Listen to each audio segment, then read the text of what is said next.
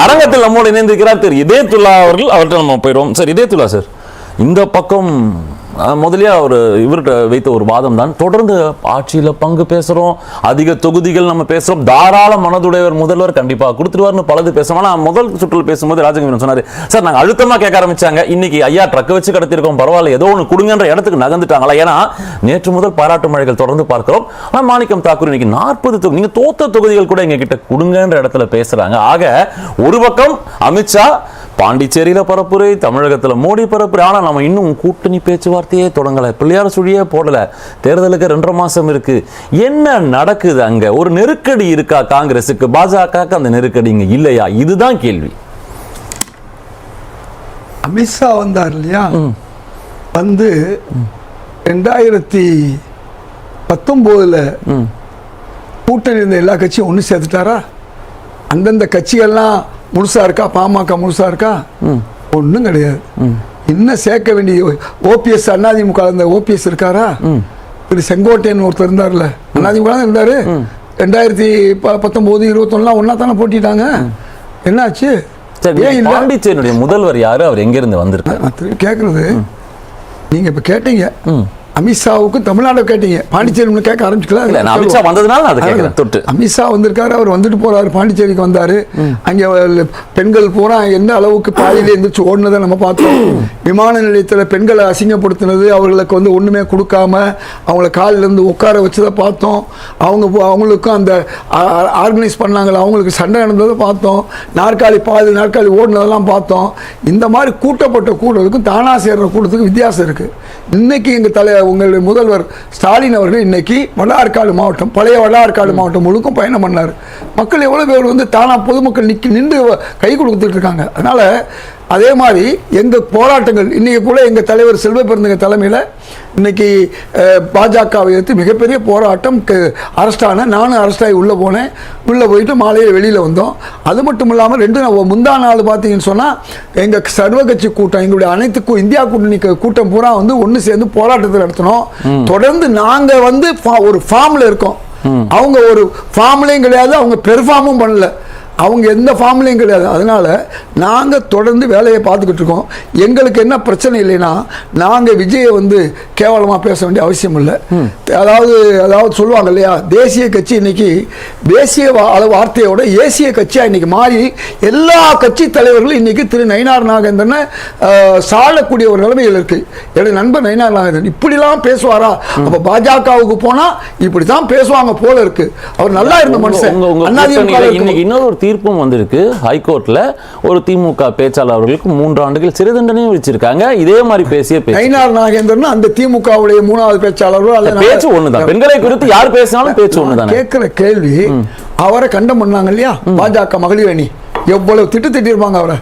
மகளிர் அணி இன்னைக்கு வரையும் யாராவது எங்க தலைவர் நயினார் நாகேந்திரன் பேசுற தப்பு, திரிசான்னு சொன்னது தப்பு, திரிசாவோ ஃபோர்ஸாவோ இதெல்லாம் சொல்லக்கூடாது, ஒரு பெண்ணை வந்து அநியாயமா நம்ம கேவலப்படுத்தக்கூடாது அப்படின்னு மகளிர் அமைப்புன்னு இருக்கு, பாஜக மகளிர் இருக்காங்க. யாராவது இதுவரையும் ஏதாவது கேட்காங்களா? இன்னை வரையும் கேட்கல. மக்கள் மத்தியில் இன்னைக்கு எல்லா தலைவர்களும் பெண்களை, நான் என்ன சொல்ல வர்றேன், நட்புங்கிறது வேற, திருமணம் வேற. அவருடைய குடும்ப வாழ்க்கையை பேசினா அதே மக்கள் வந்து பிரதமர் மோடியில இருந்து ஒவ்வொருத்தரை பத்தி பேச மாட்டாங்களா? ஏன் இந்த உணர்வு வந்து அவங்களுக்கு இல்லை? அதனால இந்த மக்களுக்கு நல்லா தெரியும், பாஜக வந்தா தமிழ்நாட்டில் நமக்கு ஒன்றும் லாபம் இல்லை, பிரயோஜனம் இல்லை, எதுவுமே நமக்கு கிடைக்காது. நமக்கு கிடைக்கக்கூடிய அந்த இதை தடுப்பாங்க. கொடுப்பது அழுக்கறுப்பான், சுற்றமும் சூழவும் கெடுன்னு வள்ளுவர் சொல்லியிருக்காரு. கொடுக்கறத தடுக்கிறாங்க பாருங்க. ஏன் அவங்க தடுக்கும் போது எப்படி புத்திசாலித்தனமா அவங்களுக்கு கொடுத்தீங்க, இவங்களுக்கு கொடுக்கல.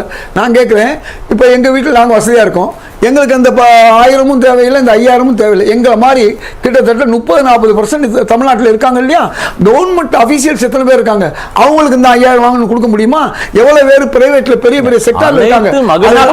வாக்குறுதி கொடுக்கும்போது தெரியல வாதம் வைக்கிறாங்க. நான் கேட்கறது, அவங்க கொடுக்கறது பெண்களுக்கு, தகுதி உள்ள பெண்களுக்கு கொடுக்குறாங்க. சொல்லல சார், சொன்னாங்களே இல்லையோ, நாளைக்கு எல்லாரும் கொடுப்பாங்க.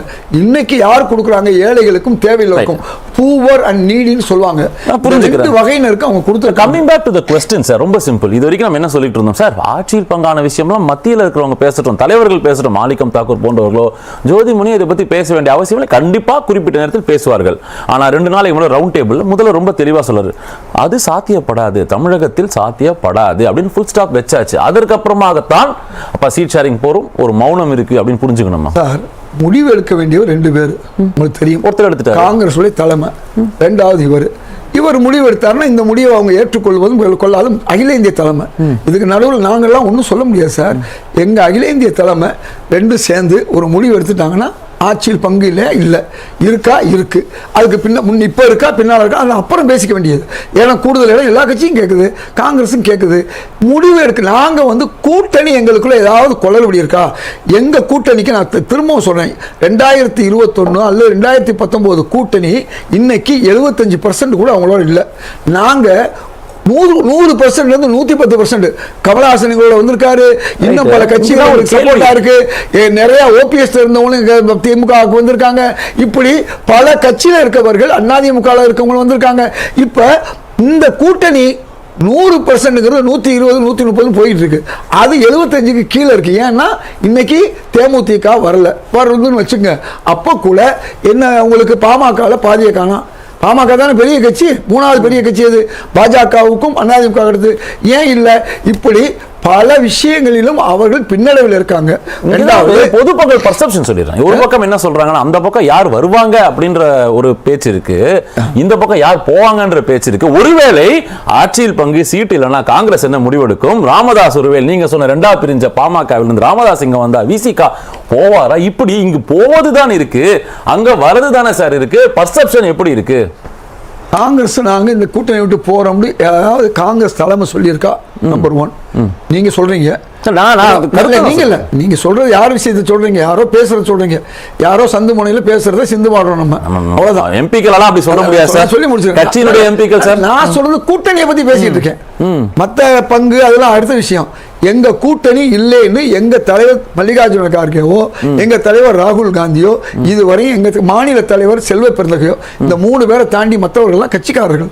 நான் பேசினா கூட இந்த கட்சிக்காரனா தான் எடுக்க முடியும். நான் பேசுறது அதிகாரப்பூர்வமா இருக்காது.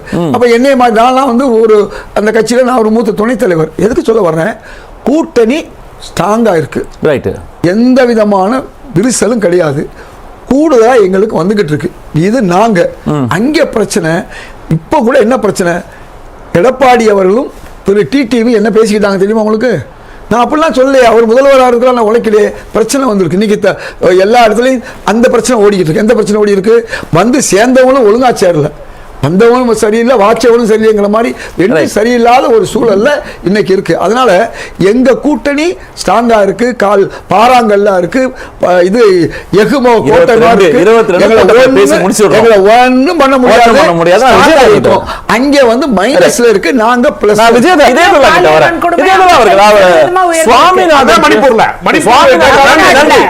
சுவாமிநாதன் ஒரு விஷயம் பேசுறாரு. அவர் ரொம்ப தெளிவா என்ன சொல்றாருன்னா, இது கூட்டணியில் இருக்கிற கட்சிகளுக்கு கூட ஒரு சின்ன அழுத்தம் சார். நேற்று வரை நாங்க மலை கேட்டோம், இன்னைக்கு மடு இருந்தா போரும்னு சொல்லக்கூடிய அவர்களுக்கு அவரை நகர்த்துவதற்காக செஞ்ச ஸ்ட்ராட்டஜிக் மூவ் இது. இது அவங்க புரிஞ்சுக்கிட்டாங்க. இன்னைக்கு 2014 தாண்டி 19 தேர்தலை கொட்டி என்ன கொடுக்குறீங்களோ கொடுங்கன்ற இடத்துக்கு கொண்டு வருவதற்கான ஒரு முயற்சி தான் இது. ஒரு master stroke on the alliance partners. இதுதான் அவர் சொன்ன வாதம். மலை மடுலாம் அவர் பேசலாம். இப்போ அவர் திமுக காரன் தான் நான் பதில் சொல்லலாம், அல்லது அவர் வேற பத்திரிகையாளரா சொல்லக்கூடிய என்னால சொல்லலாம். அவங்க எப்படினாலும் பேசலாம், ஒரு இடத்துலயும் பேசலாம். நான் அவருக்கு நான் பதில் சொல்ல விரும்பல. நீங்க கேட்ட கேள்விக்கான நான் சொல்றேன். அதாவது உள்நோக்கம் ஒண்ணு, 2வது கற்பனை, இவையெல்லாம் அந்த வளம்லாம் இருக்குது, நான் பாராட்டுவேன். அல்லது அந்த வளம்லாம் இருக்கணும். இன்னைக்கு திமுக காங்கிரஸ் நன்றாக இருக்குது, எந்த பிரச்சனையும் இல்லை. நாங்கள் கூடுதல் இடம் கேட்டுட்டு தான் இருக்கோம். அது வந்து பேச்சு முடிவு பண்ண வேண்டியது நான் சொன்ன மாதிரி, ஏற்கனவே சொன்ன மாதிரி தமிழக முதல்வர் ஸ்டாலின் ராஜகண்ணப்பன் போன்றவர்கள் பேசுவதால் புறந்தள்ளி. அதே நான் என்ன கேட்குறேன், நீங்கள் நல்லா கேட்டீங்க. எங்கள் திமுகவுக்கு கீழே கொஞ்சம் பேர் பேசுகிறாங்க. திருச்சி சிவா காமராஜரை பற்றி பேசுனது, பெரியசாமி அவர்கள் வந்து காங்கிரஸ்காரர்களை பற்றி பேசுனது, இதை வந்து நல்ல வேளை நீங்கள் ஞாபகப்படுத்துறீங்க. நாங்கள் அதை கூட ஞாபகப்படுத்துறதில்ல. இந்த பக்கம் அதே மாதிரி ரெண்டு பேர் ரெண்டு விதமாக பேசுறது, அதெல்லாம் நான் என்ன கேட்குறேன், இதெல்லாம் ஒரு காங்கிரஸ் ஒரு கூட்டணிக்குள்ள இருக்கத்தான் செய்யும், திமுகக்குள்ளேயும் கொஞ்சம் இருக்கத்தான் செய்யும். ஜெல்லு பல்லுலாம் பல்லு இருந்தால் எப்படினாலும் பேசலாம், ஜெல்லை பற்றி நீங்கள் பேச வேணாம். நான் சொல்றது நீங்கள் எப்படினாலும் பேசுங்க, ஆனால் திமுகவுக்கு நல்லது செய்யணும்னு சொல்லி இந்த கூட்டணியை பலவீனப்படுத்திடாதீங்க. இவ்வளவுதான் உங்கள்ட்ட. தினகரன் எடப்பாடி அவர்கள் பேசினா சார் பெரிய பிணக்கம் இருக்கு, ஒரு பெரிய ஓட்டை இருக்குன்றோம். ஆனா நம்ம கிட்ட வந்து இதெல்லாம் இருக்கும் சார், ஒரு கூட்டணினா இருக்கும், நமக்கு வரும்போது லாபகமா பேசுறோமோ அப்படி சொல்லல. எங்க கூட்டணியை பொறுத்தவரை அந்த அளவுக்கு நாங்க 420 நம்பிக்கை துரோகி இந்த வார்த்தையெல்லாம் எங்களுக்கு வரல. எங்களுக்குள்ள உள்ளது இடம் கேட்குறோம், அவங்க இல்லை கொடுக்கலைங்கிறாங்க, கொடுப்போம்பாங்க. இதெல்லாம் வந்து முடிவு பண்ண வேண்டாம். நான் தெளிவாக சொல்லிட்டேன். கீழே உள்ளவங்க பேசுகிறவங்கலாம் நீங்கள் அதை ஒரு பொருட்டாக பண்ண வேண்டிய அவசியமே இல்லை. நேற்று கூட நான் திமுகவுடைய தலைவர் ஸ்டாலின் அவர்களோடு நான் நடைபயணத்தில் ஒன்றா இருந்தேன். 2 பேரை எடுத்தாலும் 40 நிமிஷம் பேசும்போது எங்க கூட 2-3 பேரும் பேசிட்டு வந்தாங்க. எதுக்கு சொல்ல வரேன்னா, நாங்கள் சரியாக இருக்கோம், பிரச்சனை இல்லை. திமுக காங்கிரஸ் கூட்டணி கொள்கை கூட்டணி மட்டுமல்ல, இந்தியாவுக்கான ஒரு கூட்டணி. இது வந்து நேற்று நான் வந்து பிஜேபியோட ஒட்டுமில்லை உறவும் இல்லைன்னு எடப்பாடியார் பேசி திருப்பி பிஜேபி சேர்ந்த மாதிரி நாங்கெல்லாம் சேரல. மொத்தம் 20 வருஷத்துல அந்த 14 தவிர நாங்க தொடர்ந்து இருக்கோம். இப்ப நான் கேட்கிறேன், இதே மக்கள் நல கூட்டணி ஒண்ணு இருந்துச்சு, அப்ப நாங்க யாரோட இருந்து சொல்லுங்க? நாங்க திமுகவோட தான் இருந்தோம். நல்லா யோசிங்க. அதுக்காண்டி மக்கள் நல கூட்டணி போனா அப்ப திமுகவுக்கு விரோதம் சொல்ல முடியுமா? அதனால 2014 ஒரே ஒரு முறை வந்து எங்களுக்குள்ள நாங்க கூடாதனால நாங்க ஒரு சீட் எடுக்க முடியாத கேடாவல் விழுந்துச்சு. 2 பேருக்குமே ரொம்ப பேர் என்ன நினைச்சிட்டு இருக்காங்கன்னா, எதுவுமே இன்னைக்கு வந்து ஈஸியா அவர் ஜெயிச்சிருவார், அவர் ஈஸியா எதுவும் கிடையாது. கூட்டணி பலம் தான் வெற்றி பெற முடியும். தனியாக வெற்றி பெறுவது என்பது தனியாக வெற்றி பெறுவது என்பது சாத்தியம் இல்லைங்கிறதுனால தான் இன்னைக்கு வரையும் அதிமுக கூப்பிட்டாக, தாவேகா கூப்பிட்டாக, காங்கிரஸ் இன்னைக்கு எங்களை கூப்பிட வேண்டிய அவசியம் இல்லை. நாங்கள் திமுகவோட தான் இருக்கோம்னு சொல்லியிருக்கேன். அதிமுக விடுதலை சிறுத்தையும் காங்கிரஸ் வந்தா எவ்வளவு பெரிய முயற்சி எடுத்தாங்க, நாங்க போனோமா? அதே மாதிரி தாவேகா வந்து முயற்சி எடுக்கிறாங்க.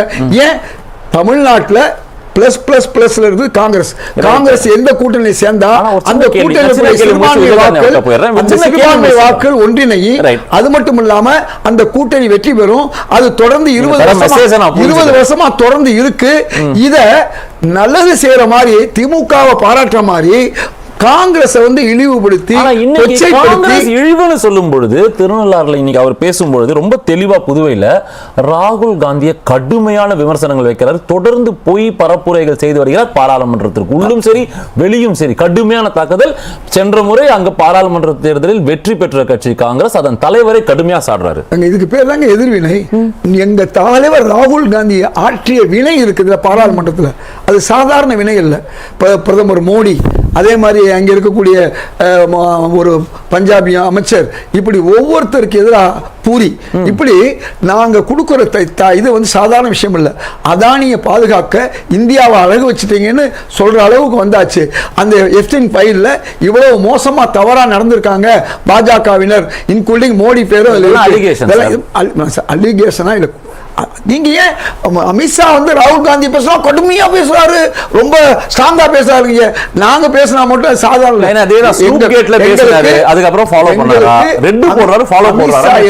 அமித்ஷா மட்டும் இல்ல, பாஜக தலைவர்கள் எதிர்வினை ஆற்றுறாங்க.